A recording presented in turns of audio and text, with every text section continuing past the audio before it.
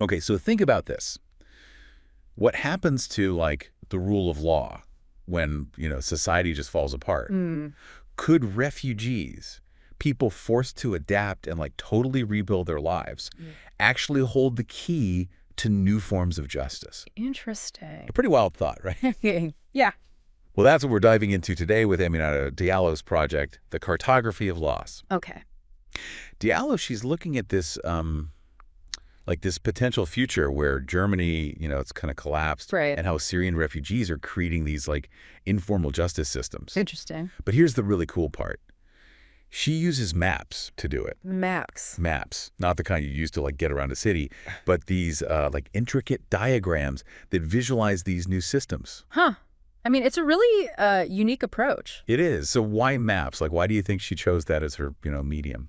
Well, I think, maps help us see things. Yeah. Right? They make complex things more understandable. And, when we think about justice systems, we think laws, courts, all very abstract concepts. Oh, yes. But Diallo's maps, they make those concepts visual, tangible. Yeah, like you can actually see how things connect. Exactly. So these maps, they're showing how these refugees are, like, adapting, finding ways to resolve conflicts and, share resources, all outside of, like, traditional structures. It's pretty remarkable. One map, for instance, shows this barter system they developed. Okay. And it uses these hand-drawn symbols to represent, like, necessities.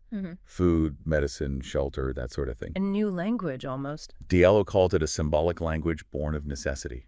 Wow. And it's a really powerful way of showing how resourceful these refugees are. It really is. It really speaks to, the resilience of the human spirit. Definitely. Yeah. It makes you wonder about our own systems, like the ones we kind of take for granted. Could they be more fragile than we think? Right, because, we assume our courts and laws will always be there, but Diallo's project, I think, it kind of forces us to ask, like, what if they weren't? Right. What happens then? Exactly. Okay, so how does Diallo even begin to, like, create these maps? Well, her background is really fascinating. She's got expertise in cartography, obviously, but also legal studies and human psychology. Oh, wow. That's a cool combination. Yeah, and it allows her to create these incredibly detailed narratives and maps through what we call a desk-based research process. Desk-based. What does that mean? It means she's not, going out and conducting interviews or anything like that. Oh. She's going through tons of existing research data, historical trends. Gotcha. And using that to, like, project these possible futures. So she's imagining how people might actually behave, how they might, organize themselves in this new reality. Yeah, exactly. It's about understanding the psychology of survival, of adaptation. How do people come together? Like, how do we forge these new social contracts? Exactly.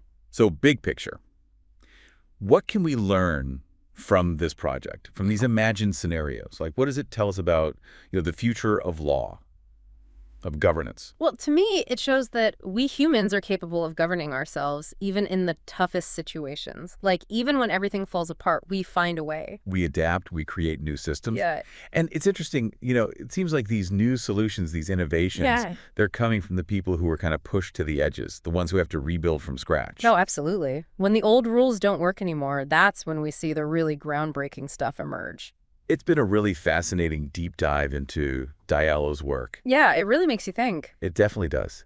And it reminds us that even in the face of huge change, even when things seem chaotic, that human desire for, connection, for order, for some kind of justice, that never goes away. Never goes away. So if you're interested in learning more about Diallo's project, we really encourage you to check it out.